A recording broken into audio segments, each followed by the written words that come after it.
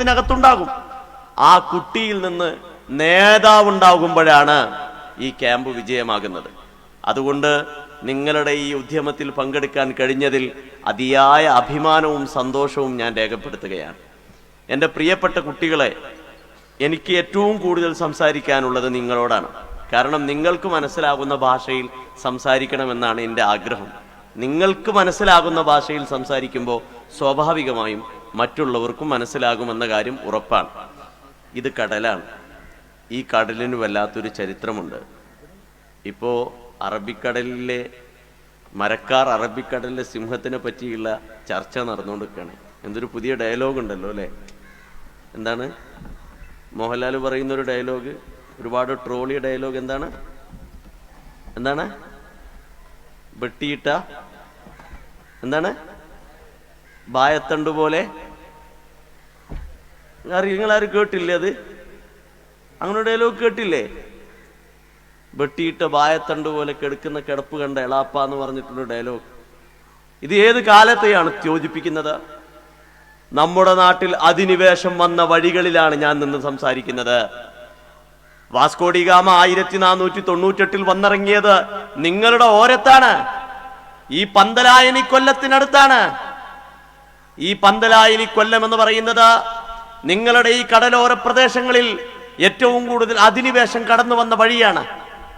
വാസ്കോഡി gamma ഇവിടെ വന്നു, തിരികെ പോയി, വീണ്ടും വന്നു, തിരികെ പോയി, അങ്ങനെ വന്നും പോയിക്കൊണ്ടിരുന്ന നമ്മുടെ നാട്ടിന്റെ അധിനിവേശങ്ങളിലേക്ക് കടന്നു കയറുമ്പോ അതിനെ ചെറുത്തുനിന്ന് തോൽപ്പിക്കാൻ മുമ്പോട്ട് വന്നത് ഇവിടുത്തെ മാപ്പിളമാരാണ്, കുഞ്ഞാലി മരക്കാർമാരാണ്. കുഞ്ഞാലി മരക്കാർമാർ പുതിയ ദൃശ്യ സംസ്കാരത്തോടുകൂടി സിനിമയിലൂടെ ചർച്ച ചെയ്യുന്ന കാലത്ത് അതിന്റെ യഥാർത്ഥ അന്തസത്തയെ പറ്റി പുതിയ തലമുറയെ പ്രചോദിപ്പിക്കാനും അതിന്റെ യഥാർത്ഥ ചരിത്രം പറഞ്ഞു കൊടുക്കാനും നമുക്ക് സാധ്യമാകണം. കുഞ്ഞാലി മരക്കാർമാർ, സാമൂതിരിമാർ.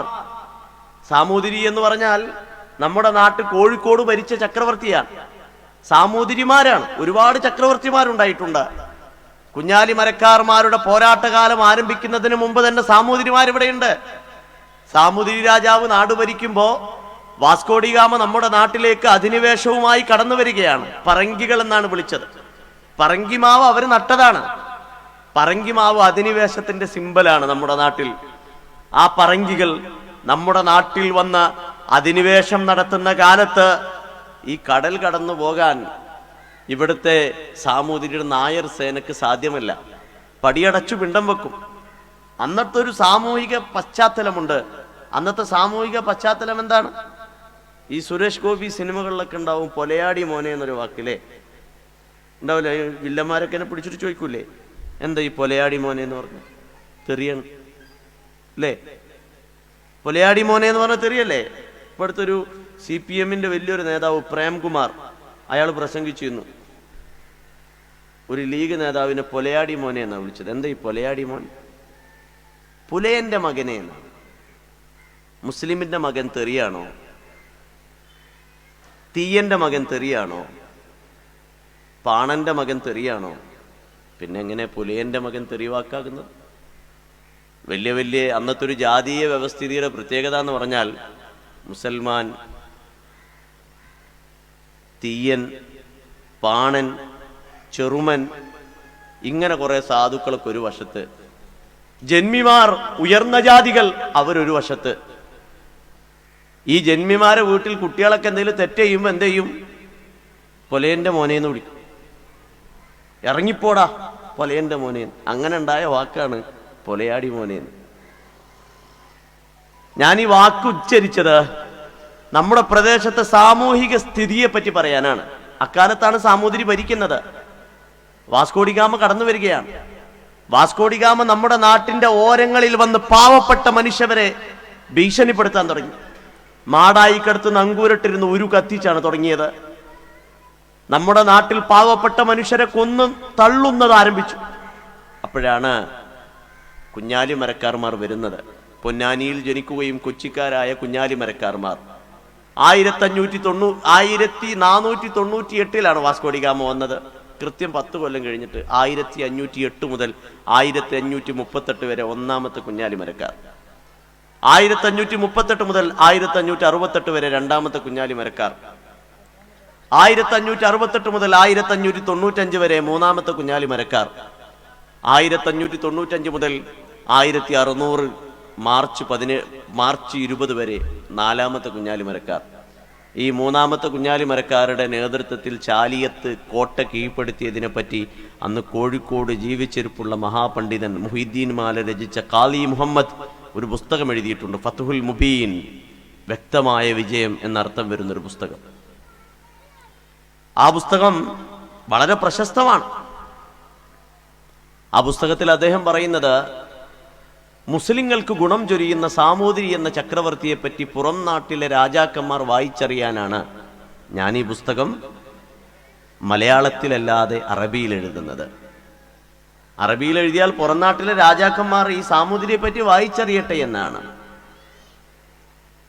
നമ്മൾ സാധാരണ നന്ദി ദാറുസലാമിൽ പഠിച്ച ദാരിമി എന്ന ബിരുദാണ് കിട്ടുക. പുളിക്കൽ മദീനത്തുൽ ഉലൂമിൽ പഠിച്ചാൽ സലഫി എന്ന ബിരുദമാണ് കിട്ടുക. ഇങ്ങനെ ഓരോ സ്ഥലങ്ങളിൽ പഠിക്കുന്ന കുട്ടികൾക്ക് ഇന്ന് മതബിരുദങ്ങൾ ലഭിക്കാറുണ്ട്. എന്നാൽ ഈ മുസ്ലിയാർ എന്ന് പറയാറില്ലേ, ഈ മുസ്ലിയാർ എങ്ങനെ കിട്ടുക? മുസ്ലിയാർ ദർസോതി പഠിച്ചവരാന്ന് നമ്മളിപ്പോൾ പറയാറുണ്ട്. ഈ ദർസി സമ്പ്രദായം എവിടുന്നാ തുടങ്ങിയത്? പൊന്നാനിയിൽ നിന്നാണ്. പൊന്നാനിയിൽ പോയി വിളക്കത്തിരുത്തൽ കർമ്മം കഴിഞ്ഞാൽ അവരെ മുസ്ലിയാരാക്കും. പിന്നെ പഠിക്കാൻ കിട്ടുന്നൊരു അവസരം തമിഴ്നാട്ടിലെ വെല്ലൂരിൽ പോയി ബാക്കവി പഠിക്കുകയാണ്. അന്ന് സൈനുദ്ദീൻ മഖ്ദൂം, മലബാറിലെ മഹാപണ്ഡിതൻ, ഈ കടൽ യുദ്ധങ്ങൾ പോർച്ചുഗീസുകാർക്കെതിരെ നടക്കുന്ന കാലത്ത് പുസ്തകം എഴുതി, തുഹ്ഫത്തുൽ മുജാഹിദീൻ. നിങ്ങൾ അധിനിവേശത്തിനെതിരെ പോരാടുക, സർവശക്തനായ നാഥൻ സ്വർഗം പകരം തരും. ലോകത്തെ ആദ്യത്തെ അധിനിവേശ വിരുദ്ധ ചരിത്ര പുസ്തകമാണ് തുഹ്ഫത്തുൽ മുജാഹിദീൻ. കോട്ടക്കൽ ഓമന കുഞ്ഞാലിക്ക് തീയരും നായരും ഒന്നുപോലെ എന്നത് നിങ്ങളുടെ നാട്ടിലെ വടക്കൻ ഞാറ്റുപാട്ടുകളിലുണ്ട്. ലോകനാർക്കാവ് അമ്പലത്തിൽ ഉത്സവം കാണാൻ കുഞ്ഞാലി മരക്കാരനും കുഞ്ഞൊതേനും ഒരുമിച്ചിരിക്കാനുള്ള സ്ഥലമുണ്ടായിരുന്നു എന്ന് ചരിത്രത്തിൽ കാണാം. കുഞ്ഞാലി മരക്കാർ നാലാമനെ, മുഹമ്മദ് അലി മരക്കാർ എന്ന കുഞ്ഞാലി മരക്കാർ നാലാമൻ, ഇന്ത്യയുടെ നാവിക ചരിത്രത്തിലെ ആദ്യത്തെ അഡ്മിറൽ ജനറൽ, അദ്ദേഹത്തെ ഗോവയിൽ കൊണ്ടുപോയി തല വെട്ടിയിട്ട് ഉപ്പുകലത്തിലിട്ട് ഇരിഞ്ഞൽ കോട്ടക്കലിലേക്ക് കൊടുത്തയച്ചു എന്നാണ്. നമ്മുടെ നാട്ടിൽ കുഞ്ഞാലി മരക്കാർമാർ, മരക്കാർ കുടുംബത്തിലെ ഏറ്റവും നാവിക പദവി ഏറ്റെടുക്കുന്നവരെയാണ് കുഞ്ഞാലി മരക്കാർ എന്ന് വിളിച്ചത്. ആ കുഞ്ഞാലി മരക്കാർമാരുടെ പോരാട്ട ചരിത്രങ്ങളാൽ മുഖരിതമായ മണ്ണിൽ ഉറഞ്ഞു നിന്നുകൊണ്ടാണ് ഞാൻ സംസാരിക്കുന്നത്. നിങ്ങൾ ഈ ചവിട്ടിയിരിക്കുന്ന മണ്ണുണ്ടല്ലോ, ഈ മണ്ണ് ഒരുപക്ഷെ പറങ്കികൾക്കെതിരെ അധിനിവേശ വിരുദ്ധ പോരാട്ടം നടത്തിയ മണ്ണാണ്. നമ്മുടെ രാജ്യത്ത് പോർച്ചുഗീസുകാർ പോയി, പിന്നീട് നമ്മുടെ നാട്ടിലേക്ക് വന്നത് ബ്രിട്ടീഷുകാരാണ്. ബ്രിട്ടീഷ് അധിനിവേശത്തിന്റെ തുടക്കം. ഡച്ചുകാരും ഫ്രഞ്ചുകാരും പാരന്തരിസുകാരും ഒക്കെ അതിലിടക്ക് വന്നുപോയി. അവർക്കൊക്കെ കച്ചവട താല്പര്യങ്ങൾ ഉണ്ടായിരുന്നുള്ളൂ. ബ്രിട്ടൻ നമ്മുടെ നാട്ടിലേക്ക് കടന്നു വരുമ്പോ കൊച്ചിയിലേക്ക് ബ്രിട്ടന് വരാൻ കഴിഞ്ഞിട്ടുണ്ട്, തിരുവിതാംകൂറിലേക്ക് ബ്രിട്ടന് വരാൻ കഴിഞ്ഞിട്ടുണ്ട്.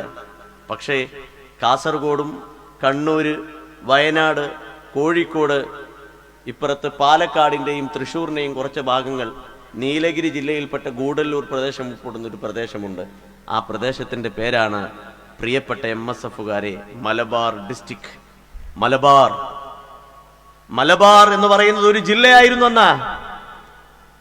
ആ ജില്ലയിലേക്ക്, ആ പ്രദേശത്തേക്ക് ബ്രിട്ടീഷുകാർക്ക് കടന്നു വരാൻ കഴിഞ്ഞില്ല. കടന്നു വരാൻ കഴിയാത്തതിന്റെ കാരണം എന്താണെന്നറിയോ? ആ കാരണത്തിന്റെ പേരാണ് ടിപ്പു സുൽത്താൻ. ടിപ്പു വലിയ പ്രതിരോധം തീർത്തു. ടിപ്പുവിന്റെ കീഴിലായിരുന്നു ഇത്. ഹൈദരാലിയുടെ മകന്റെ പേരെന്താണ്? ടിപ്പു എന്നത് അദ്ദേഹത്തെ വിളിച്ച പേരാണ്. അദ്ദേഹത്തിന്റെ യഥാർത്ഥ പേര് ഫത്ഹ് അലി ഖാൻ എന്ന. അദ്ദേഹമാണ് മലബാറിൽ ഇങ്ങോട്ട് വന്നു. പാവപ്പെട്ട മനുഷ്യർ, ജന്മിമാർ വരുമ്പോ വഴിമാറി നടന്നിരുന്ന പാവപ്പെട്ട പുലയനും പാണനും ചെറുമനും അവരോട് പറഞ്ഞു, നിങ്ങൾ ജന്മിമാരുടെ മുമ്പിൽ പോകുമ്പോ മാറുമറക്കരുത് എന്നതാണല്ലോ. മാറുമറക്കാൻ പാടില്ല.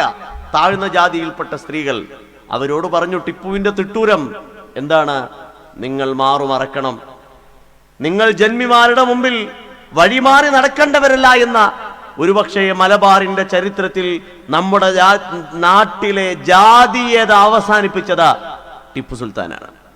ടിപ്പു ഇവിടെ വന്നപ്പോൾ ടിപ്പുവിന്റെ കൂടെ കുറെ പാവങ്ങൾ, ഇവിടുത്തെ മുസൽമാൻ, ഇവിടുത്തെ പാണനും ചെറുമനും തീയനുമൊക്കെ ടിപ്പുവിന്റെ കൂടെ, ജന്മിമാരും ബ്രിട്ടീഷുകാരും ഒരു വശത്ത്. ഇങ്ങനെയായിരുന്നു നമ്മുടെ നാട്ടിലെ വ്യവസ്ഥിതി. ടിപ്പുവിനെ ബ്രിട്ടീഷുകാർ കൊന്നുകളഞ്ഞു. ആ നൂറ്റാണ്ടിൽ, 17-ാം നൂറ്റാണ്ടിൽ ബ്രിട്ടന്റെ പ്രതാപകാലമാണ്. സൂര്യൻ അസ്തമിക്കാത്ത സാമ്രാജ്യം എന്നാണ് ബ്രിട്ടനെ നമ്മൾ വിളിക്കാറുള്ളത്. സൂര്യൻ അസ്തമിക്കാത്ത സാമ്രാജ്യം. എന്താ സൂര്യൻ അസ്തമിക്കാത്ത സാമ്രാജ്യം? ലോകത്ത് എല്ലാ സ്ഥലങ്ങളിലും ബ്രിട്ടൻ കോളനികളുണ്ട്. ആ കോളനികളുള്ള ഒരു സ്ഥലത്തിൽ, ബ്രിട്ടന്റെ കോളനിയായ ഒരു സ്ഥലത്ത് സൂര്യൻ ഉദിക്കുമ്പോ മറുസ്ഥലത്ത് സൂര്യൻ അസ്തമിക്കും. അതുകൊണ്ട് സൂര്യൻ അസ്തമിക്കാത്ത സാമ്രാജ്യത്തിന്റെ അധിപന്മാർ എന്നവരെ വിളിച്ചു. അക്കാലത്ത് ബ്രിട്ടന് നേരിടേണ്ടി വന്ന ഏറ്റവും പ്രധാനപ്പെട്ട എതിരാളിയുടെ പേരാണ് ടിപ്പു സുൽത്താൻ. ടിപ്പു സുൽത്താനെ കൊന്നുകളഞ്ഞു. 2-ാം ശ്രീരംഗപട്ടണ സന്ധിയിലൂടെ ടിപ്പുവിന്റെ കീഴിലുള്ള മലബാർ ബ്രിട്ടന്റെ കയ്യിലായി.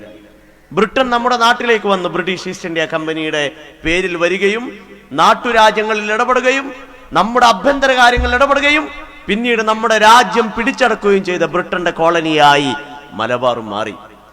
ബ്രിട്ടൻ മലബാർ കീഴ്പ്പെടുത്തിയപ്പോ നമ്മുടെ നാട്ടിൽ അന്ന് ജന്മികൾക്കൊക്കെ ഈ സ്വാതന്ത്ര്യം കിട്ടിയ പോലെയായി.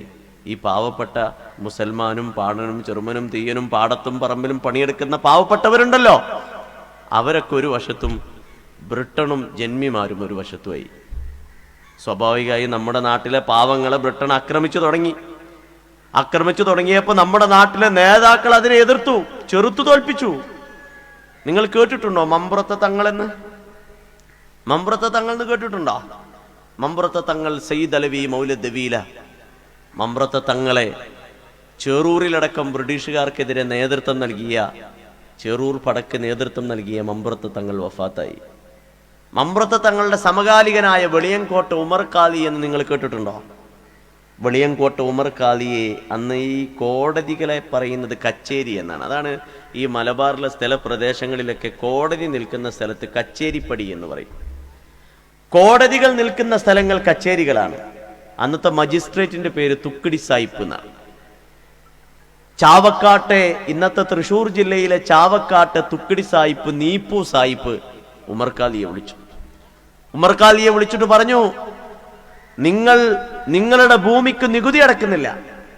നമ്മളിപ്പോഴും ഈ കലക്ടർ എന്ന് പറയും. ജില്ലാ കലക്ടർ എന്ന് പറഞ്ഞ സാധനമുണ്ട് അല്ലേ? IAS ഒക്കെ ആയ ആളുകളാണ് ജില്ലാ കലക്ടർമാരാവുക. ഈ കലക്ടർ എന്ന് പറഞ്ഞ വാക്ക് ബ്രിട്ടീഷുകാരുടെ കാലത്തുള്ളതാണ്. ഈ കലക്ടർ എന്ന് പറഞ്ഞ ടാക്സ് കലക്ടറാണ്. നികുതി പിരിക്കാനുള്ള ഒരു ജില്ലയിലെ ഓഫീസറാണ് ടാക്സ് കലക്ടർ. ജോസഫ് ക്നാപ്പ് എന്ന് പറഞ്ഞിട്ടുണ്ടായിരുന്നു ഒരു കളക്ടർ, ജോസഫ് ക്നാപ്പ്. ഈ മലബാറിന്റെ പ്രത്യേകിച്ച് തെക്കൻ ഏറനാട്ടിലൊക്കെ ഒരു വാക്കുണ്ട്, ക്നാപ്പാക്കുക എന്ന്. ഈ ക്നാപ്പാക്കുക എന്ന് പറഞ്ഞാൽ ഇയാളെ കളിയാക്കല്ലിട്ടാന്നുള്ള വാക്കാണ്. ക്നാപ്പ് വിചാരിച്ചിട്ടും ഞങ്ങളൊന്നും ആക്കാൻ പറ്റിയിട്ടില്ല, എന്നിട്ടാണോ ഈ എന്നതിൽ നിന്നാണ് ഈ ക്നാപ്പാക്കുക എന്നുള്ള വാക്ക് പോലും ഉണ്ടായിരുന്നത്. നീപ്പു സാഹിബ് പറഞ്ഞു ഉമർ ഖാലിയോട്, നിങ്ങൾ നികുതി അടക്കണം. ഞാൻ ഈ നാട്ടിൽ ജനിച്ചു വളർന്ന ആളാണ്, നിങ്ങൾ ബ്രിട്ടനിൽ നിന്ന് വന്ന ആളാണ്. ബ്രിട്ടനിൽ വന്ന നിങ്ങൾക്ക് ഈ നാട്ടിന്, എൻ്റെ ഭൂമിക്ക് നികുതി തരാൻ എനിക്ക് മനസ്സില്ല എന്ന് പറഞ്ഞു. ഉമർ ഖാലിയെ കോഴിക്കോട് ജയിലിൽ കൊടുന്നടച്ചു. വെളിയങ്കോട്ട് ഉമർ ഖാലിയും മരണപ്പെട്ടു. എൻ്റെ പ്രിയപ്പെട്ട MSFകാരോട്, പുതിയ തലമുറയോട് ഞാനൊരു ചോദ്യം ചോദിക്കട്ടെ. വെളിയങ്കോട്ട് ഉമർ ഖാലിയും മമ്പുറത്തെ തങ്ങളും മരണപ്പെട്ടതിന് ശേഷം മലബാറിലെ സ്വാതന്ത്ര്യ സമരത്തിന് നേതൃത്വം നൽകിയ ഒരു മനുഷ്യന്റെ കബറിടം മലബാറിൽ കാണിക്കാൻ പറ്റുമോ? ഇല്ല. അതൊരു ബ്രിട്ടീഷ് പൊളിറ്റിക്സ് ആണ്, രാഷ്ട്രീയമാണ്. ബ്രിട്ടീഷുകാർ നടപ്പിലാക്കിയ ക്രൂക്കഡ് പൊളിറ്റിക്സ് ആണ് ഇത്. അതിൻ്റെ ഏറ്റവും പ്രധാനപ്പെട്ട ഉദാഹരണമാണ് മമ്പുറത്ത് തങ്ങൾക്ക് ഒരു മകൻ മാത്രമാണ്. ആ മകന്റെ പേര് സയ്യിദ് ഫസൽ പൂക്കോയ തങ്ങൾ എന്നാണ്. സയ്യിദ് ഫസൽ പൂക്കോയ തങ്ങൾ മലബാറിലെ, പ്രത്യേകിച്ച് ഏറനാട്ടിലെയും വള്ളുവ നാട്ടിലെയും മാപ്പിളമാരുടെ നേതാവാണ്. മമ്പുറത്തെ സയ്യിദ് ഫസൽ പൂക്കോയ തങ്ങളെ, മമ്പുറത്തെ തങ്ങളുടെ മകനെ നാടുകടത്തി മക്കയിലേക്ക്. എന്തിനാണ് നാടുകടത്തിയത്? ബ്രിട്ടീഷുകാർക്കെതിരെ സമരം ചെയ്യാൻ മാപ്പിളമാരെ പ്രചോദിപ്പിച്ച ഫതുഹുൽ മുബീൻ എന്ന പുസ്തകം രചിച്ചതിന്, സൈഫുൽ ബത്താർ എന്ന പുസ്തകം രചിച്ചതിന്. മമ്പുറത്തെ തങ്ങളുടെ സമകാലികൻ ആരാണ്? മമ്പുറത്തെ തങ്ങളുടെ മകന്റെ സമകാലികനും ശിഷ്യനും സുഹൃത്തുമാണ് നമ്മുടെ ശിഹാബ് തങ്ങളുടെ വാപ്പാന്റെ പേരെന്താണ്? പൂക്കോയത്തങ്ങൾ എന്നാണ്. PMSA പൂക്കോയത്തങ്ങൾ, പുതിയ മാളിയേക്കൽ സയ്യിദ് അഹമ്മദ് പൂക്കോയത്തങ്ങൾ എന്നാണ്. പൂക്കോയത്തങ്ങളുടെ വാപ്പായുടെ പേരെന്താണ്? പൂക്കോയത്തങ്ങളെ വളർത്തി വലുതാക്കിയത് അലി ശിഹാബുദ്ദീൻ തങ്ങളാണ്. ഈ അലി ശിഹാബുദ്ദീൻ തങ്ങൾക്ക് 2 കണ്ണും കാണൂലായിരുന്നു എന്നതാണ്. ഈ 2 കണ്ണും കാണാത്ത അലി ശിഹാബുദ്ദീൻ തങ്ങളുടെ മനസ്സിലെ തസൗഫാണ് പൂക്കോയത്തങ്ങളിലൂടെ പാണക്കാട് കുടുംബത്തിന് ലഭിച്ചത് എന്നതാണ് ചരിത്രം. പൂക്കോയത്തങ്ങൾ ഈ അലി ശിഹാബുദ്ദീൻ തങ്ങളോടുള്ള ഇഷ്ടം കൊണ്ടാണ് മൂപ്പർക്ക് മക്കളൊക്കെ ഉണ്ടായപ്പോൾ മുഹമ്മദ് അലി, ഉമർ അലി, സാദിഖ് അലി അലി എന്ന് പാണക്കാട്ടെ തങ്ങന്മാരുടെ പേരിന് കൂടെ വരാൻ കാരണം പൂക്കോയത്തങ്ങൾ തന്നെ വളർത്തി വലുതാക്കിയ അലി ശിഹാബുദ്ദീൻ തങ്ങളോടുള്ള ഇഷ്ടം കൊണ്ടാണ്. അലി ശിഹാബുദ്ദീൻ തങ്ങളുടെ വാപ്പയാണ് പാണക്കാട് ആദ്യമായി വീട് വെച്ച് താമസിച്ച തങ്ങൾ. ആ തങ്ങളുടെ പേര് പാണക്കാട്ട് ഹുസൈൻ ശിഹാബുദ്ദീൻ ആറ്റക്കോയത്തങ്ങൾ എന്നാണ്. പാണക്കാട്ട് ഹുസൈൻ ശിഹാബുദ്ദീൻ ആറ്റക്കോയത്തങ്ങൾ പാണക്കാട് ആദ്യമായി താമസിച്ച പാണക്കാട്ട് തങ്ങൾ. ആ പാണക്കാട്ട് തങ്ങൾ എവിടെയാണ് അന്ത്യവിശ്രമം കൊള്ളുന്നത്? ബ്രിട്ടീഷുകാർക്കെതിരെ മാപ്പിളമാർക്ക് പടപൊരുതാൻ ധൈര്യം നൽകിയതിന്റെ പേരിൽ ബ്രിട്ടീഷുകാർ അറസ്റ്റ് ചെയ്ത് പരപ്പരങ്ങാടിയിൽ കൊണ്ടുപോയി ട്രെയിൻ മുഖാന്തരം വെല്ലൂരിലേക്ക് നാടുകടത്തി. പാണക്കാട്ടെ തങ്ങളുടെ വല്യാപ്പ. അതുകൊണ്ടാണ് ഈ പാണക്കാട്ടെ കുടുംബത്തിന് ജനങ്ങൾ ഇത്ര ഒരു വലിയൊരു ബഹുമാനം കൽപ്പിക്കാനുള്ള കാരണം. നാടിന്റെ സ്വാതന്ത്ര്യ സമരത്തിന് വേണ്ടി നാടുകടത്തപ്പെട്ട പാണക്കാട്ട് ഹുസൈൻ ശിഹാബുദ്ദീൻ ആറ്റക്കോയ തങ്ങളുടെ പേരക്കുട്ടികളാണ് അവർ. വെല്ലൂരിലെ ബാക്കിഹാത്ത് സ്വാലിഹാത്തിനോട് ചേർന്നുള്ള മഹലിലാണ് അന്ത്യവിശ്രമം കൊള്ളുന്നത്. 1800-നും 1900-നും ഇടയിൽ 400-ലധികം മാപ്പിള പ്രക്ഷോഭങ്ങൾ മലബാറിലുണ്ടായി എന്നതാണ്. നിങ്ങൾ മലബാറിലെ നേതാക്കന്മാരൊന്ന് പഠിച്ചു നോക്കി. നമ്മുടെ നാട്ടിലെ പ്രത്യേകിച്ച് നിങ്ങളുടെ കുറുമ്പറനാട് താലൂക്ക് പോലത്തെ പ്രദേശങ്ങളിലൊക്കെ സ്വാതന്ത്ര്യ സമരത്തിന്റെ സ്വഭാവം മറ്റൊന്നായിരുന്നു. പൊന്നാനി, കൊടുങ്ങല്ലൂർ ഭാഗത്ത് സ്വാതന്ത്ര്യ സമരത്തിന്റെ സ്വഭാവം മറ്റൊന്നായിരുന്നു. പക്ഷെ ഏറനാട്ടിലെ മാപ്പിളമാരുടെ സ്വാതന്ത്ര്യ സമര സ്വഭാവം വേറൊന്നായിരുന്നു. അന്നത്തെ നേതാക്കന്മാരുടെ ഇങ്ങനെ ഏറനാട്ടിലെ നേതാക്കന്മാരുടെ ചരിത്രം പരിശോധിച്ച് നോക്കാം. ഒന്ന് ആലി മുസ്ലിയാർ, മക്കയിലെ ഹറം ഷെരീഫിൽ പഠിച്ച, ഖാദിരിയ ചിസ്തിയ തുരീക്കത്തുകൾ സമ്മിശ്രമായി സമ്മേളിച്ച മഹാപണ്ഡിത പ്രതിഭ. ലക്ഷദ്വീപിൽ പഠിപ്പിച്ചു കൊണ്ടിരിക്കുമ്പോൾ തൻ്റെ രക്ഷിതാക്കളൊക്കെ അറസ്റ്റ് വരിച്ചു എന്ന് പറഞ്ഞപ്പോൾ നാട്ടിലേക്ക് വന്നതാണ്. ആലി മുസ്ലിയാർ എന്ന് പറഞ്ഞാൽ തിരൂരങ്ങാടി ഏറനാട്ടിലെ, പ്രത്യേകിച്ച് ഏറനാട് വള്ളുവ നാടുകളുടെ പ്രധാനപ്പെട്ട ഒരു പോയിന്റാണ്. അവിടുത്തെ നേതാവാണ്. ഇത് പറയാതെ മുസ്ലിം ലീഗിന്റെ ചരിത്രം പറയാൻ കഴിയില്ല എന്നതുകൊണ്ടാണ് ഞാൻ അതിലേക്ക് കിടക്കുന്നത്. ആലി മുസ്ലിയാരുടെ കൂടെ ലെവക്കുട്ടി, കുഞ്ഞലവി, അന്നത്തെ പ്രധാനപ്പെട്ട 2 ആളുകൾ. കുറച്ചുകൂടി ഇപ്പുറത്ത് വന്നാൽ ഈ ഏറനാട് ആരംഭിക്കുന്നിടത്ത് പൂക്കോട്ടൂരിൽ കുഞ്ഞിത്തങ്ങളുടെ കീഴിലാരാണ്? വടക്കുവീട്ടിൽ മമ്മദ്. കുറച്ചുകൂടി അപ്പുറത്ത് പോയാൽ വാരിയംകുന്നത്ത് കുഞ്ഞഹമ്മദ് ഹാജി, മൂപ്പരുടെ അസിസ്റ്റന്റുമാർ നായിക്ക് താമി പോലത്തെ കുറച്ച് ആളുകൾ. കുറച്ചുകൂടി അപ്പുറത്ത് പോയാൽ ചെമ്പ്രശ്ശേരി തങ്ങൾ, അതിനപ്പുറത്ത് പോയാൽ സീതിക്കോയ തങ്ങൾ. ഇവരാണ് മലബാറിലെ സ്വാതന്ത്ര്യ സമരത്തെ കൺട്രോൾ ചെയ്ത ലീഡേഴ്സ്. നമ്മുടെ നാട്ടിലെ പ്രഗത്ഭരായ കോൺഗ്രസ് നേതാക്കൾ കോഴിക്കോട് സമ്മേളനം നടത്തിയിട്ട് മഹാനായ ഗാന്ധിജി, ഇന്ത്യയുടെ സ്വാതന്ത്ര്യ സമരത്തിന് ചുക്കാൻ പിടിച്ച ഗാന്ധിജിയും മൗലാന ഷൗക്കത്ത് അലിയും വന്നിട്ട് മാപ്പിളമാരോട് പറഞ്ഞു, എല്ലാവരും കോൺഗ്രസ്സുകാരാണ്. ആ കോൺഗ്രസ്സുകാരായ മാപ്പിളമാരോട് പറഞ്ഞു, നിങ്ങൾ ബ്രിട്ടീഷുകാർക്കെതിരെ ആയുധമെടുത്ത് പോരാടണം, ബ്രിട്ടീഷുകാർക്കെതിരെ പടപൊരുതണം. ഈ എഴുത്തും വായന അറിയാത്ത നമ്മുടെ പൂർവികർ അവരുടെ ഗ്രാമങ്ങളിലേക്ക് തിരികെ പോയി ബ്രിട്ടീഷുകാർക്കെതിരെ പടപൊരുതി. ആലി മുസ്ലിയാർ നമ്മൾ ആലോചിക്കേണ്ട വെച്ചാൽ അന്ന് ഇത്ര കഷ്ടപ്പെട്ടിട്ട് ഏറനാട്, വള്ളുവനാട് താലൂക്കുകൾ 5200 ചതുരശ്ര കിലോമീറ്റർ, 200 വില്ലേജ്, 200 വില്ലേജിൽ നിന്ന് എല്ലാ ബ്രിട്ടീഷുകാരെയും അടിച്ചോടിച്ചു. പത്രങ്ങളിലൊക്കെ വന്നു. ഏറെ നാട്ടിൽ, പ്രത്യേകിച്ച് കിഴക്കൻ ഏറെ നാട് പോലെ പ്രദേശത്ത് ബ്രിട്ടീഷുകാർ ഓടിപ്പോയി, സ്വയം ഭരണമുണ്ടാക്കി. ആ നാടിനൊരു പേരിട്ടു, മലയാള നാട്. ആ മലയാള നാട്ടിൽ നിന്ന് ബ്രിട്ടീഷുകാർ ഓടിച്ചു. ഒരു ദിവസം 25 പോലീസ് സ്റ്റേഷൻ ഒരുമിച്ച് ആക്രമിച്ചു എന്നാണ്. പോലീസുകാരൊക്കെ ജീവനം കൊണ്ട് ഓടിപ്പോയി എന്നാണ്. ഓടിപ്പോയിട്ട് കോഴിക്കോട് വന്ന് തമ്പടിച്ചു. ഇത് തിരിച്ചു പിടിക്കണം. മലബാറിൽ നിന്ന് ബ്രിട്ടീഷുകാർ ഓടിച്ചു. ആരുടെ വാക്ക് കേട്ട്? ഗാന്ധിജിയുടെ വാക്ക് കേട്ട്. ആരുടെ വാക്ക് കേട്ട്? മൗലാന ഷൗക്കത്ത് അലിയുടെ വാക്ക് കേട്ട്, KP കേശവമേനോന്റെ വാക്ക് കേട്ട്, മോഴിക്കുന്നത്ത് ബ്രഹ്മദത്ത നമ്പൂതിരിപ്പാടിന്റെ വാക്ക് കേട്ട്, MP നാരായണ മേനോന്റെ വാക്ക് കേട്ട്, K മാധവൻ നായരുടെ വാക്ക് കേട്ട്. ഇവരൊക്കെ കോൺഗ്രസിന്റെ വലിയ ലീഡേഴ്സാണ്. ഇവരുടെ വാക്ക് കേട്ടിട്ട് അവരുടെ ആഹ്വാനം അനുസരിച്ച് ബ്രിട്ടീഷുകാർക്കെതിരെ പടപൊരുതി ബ്രിട്ടീഷുകാരെ ഓടിച്ചു കളഞ്ഞപ്പോ ബ്രിട്ടീഷുകാരൊന്നും കൊണ്ട് ഒരുങ്ങി തിരിച്ചു പിടിക്കാൻ ഒരുങ്ങി. ലങ്കാസ്റ്റർ എന്ന പേരുള്ള ഒരാൾ, ലങ്കാസ്റ്റർ, 22 വയസ്സുള്ള ഒരു ചെറുപ്പക്കാരനാണ്. ലങ്കാസ്റ്റർ കോഴിക്കോട്ട് കലക്ടർ സാഹിബ് വിളിപ്പിച്ചു. എന്നിട്ട് പറഞ്ഞു, ഇവിടുന്ന് പോകണം, മലബാർ തിരിച്ചു പിടിക്കണം, ഏറനാട് തിരിച്ചു പിടിക്കണം.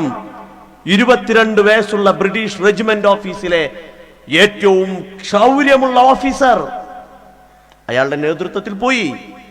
അയാളെയാണ് പൂക്കോട്ടൂരിലെ മാപ്പിളമാർ തടഞ്ഞു നിർത്തിയത്. പൂക്കോട്ടൂരിലെ മാപ്പിളമാർ തടഞ്ഞു നിർത്തി വടക്കു വീട്ടിൽ മുഹമ്മദിന്റെ നേതൃത്വത്തിൽ. അതാണ് ബാറ്റിൽ ഓഫ് പൂക്കോട്ടൂർ. സ്വതന്ത്രാനന്തര ഇന്ത്യയുടെ, ഒരു സ്വതന്ത്രപൂർവ്വ ഇന്ത്യയുടെ ചരിത്രത്തിൽ ബ്രിട്ടീഷുകാർ ഒരൊറ്റ യുദ്ധത്തിന് നേരിട്ടിട്ടുള്ള ആ യുദ്ധമാണ്. ഞാനത് പറയാനല്ല ഇവിടെ പറഞ്ഞത്, മലബാറിലെ മാപ്പിളയുടെ വീര്യം പറയാനാണ്. വടക്കു വീട്ടിൽ മുഹമ്മദ്, എൻ്റെ പ്രിയപ്പെട്ട ഉമ്മമാരിവിടെ ഉണ്ട്. വടക്കു വീട്ടിൽ മുഹമ്മദ് വെള്ളിയാഴ്ചയാണ് പൂക്കോട്ടൂർ യുദ്ധം. പൂക്കോട്ടൂർ യുദ്ധത്തിന്റെ തലേ ദിവസം വ്യാഴാഴ്ച തന്റെ ഭാര്യയെ തന്റെ ഭാര്യ വീട്ടിൽ കൊണ്ടാക്കാണ്. എന്നിട്ട് ഇറങ്ങിയിട്ട് പാടവരമ്പത്ത് കൂടി നടന്നു പോയിട്ട് തിരികെ വന്നിട്ട് ഭാര്യയെ ചേർത്ത് പിടിച്ചിട്ട് ഭാര്യയുടെ കൈ പിടിച്ചിട്ട് എന്താ പറഞ്ഞെന്നറിയോ? മോളെ, നാളെ മഹ്ശറയിൽ കാണാമെന്നാണ്. മോളെ, നാളെ മഹ്ശറയിൽ കാണാം. വടക്കു വീട്ടിൽ മുഹമ്മദ് മരിച്ച ആളാണ്. കുഞ്ഞിത്തങ്ങളെ ബ്രിട്ടീഷുകാർ കൊന്നുകളഞ്ഞു, നാട് കടത്തി. ആലി മുസ്ലിയാരെ നാട് കടത്തി. കോയമ്പത്തൂരിലാണ് ജയിലുള്ളത്. ഈ കോംപ്രമൈസ് സംസാരിക്കേണ്ട നേതാക്കന്മാരുണ്ടല്ലോ ബ്രിട്ടീഷുകാരോട്. വില്ലേജിൽ നിന്ന് ഓടിച്ചപ്പോ ബ്രിട്ടീഷുകാർ തോറ്റില്ലേ? തോറ്റ മനുഷ്യന്മാർ ജയിച്ച മനുഷ്യന്മാരെ കീഴ്പ്പെടുത്താൻ വരുമ്പോ അവിടെ ഒരു കോംപ്രമൈസ് സംസാരിക്കേണ്ട നേതാക്കന്മാരൊക്കെ ഈ സാധുക്കളായ മാപ്പിളമാരോട് പറഞ്ഞു, നിങ്ങൾ കീഴടങ്ങണം. ആലി മുസ്ലിയാരോട് കീഴടങ്ങാൻ പറഞ്ഞത് K മാധവൻ നായരാണ്. മാധവൻ നായർ പറഞ്ഞാൽ ഞാൻ കീഴടങ്ങാം, പക്ഷെ എന്റെ നാട്ടിൽ സമാധാനം വേണമെന്ന് പറഞ്ഞ് ആലി മുസ്ലിയാർ ധീരചരമം പൂകേണ്ട ആലി മുസ്ലിയാർ അന്ത്യവിശ്രമം കൊള്ളുന്നത് കോയമ്പത്തൂരിലാണ്. വാരിയംകുന്നത്ത് കുഞ്ഞഹമ്മദ് ഹാജിയെ ചതിച്ചതാണ്. അദ്ദേഹത്തിന്റെ അരയിൽ ഒരു തോക്കുണ്ട്. ആ തോക്ക് എടുത്തൊക്കെ നിസ്കരിക്കുമ്പോൾ മാത്രമാണ് ബ്രിട്ടീഷുകാർക്ക് വിവരം കിട്ടി. അതുകൊണ്ടാണ് നിസ്കരിക്കാൻ നിൽക്കുമ്പോൾ വന്ന് ബാക്കിലൂടെ പിടിച്ചത്. വാരിയംകുന്നത്ത് കുഞ്ഞഹമ്മദ് ഹാജിയെ കത്തിച്ചതാണ്.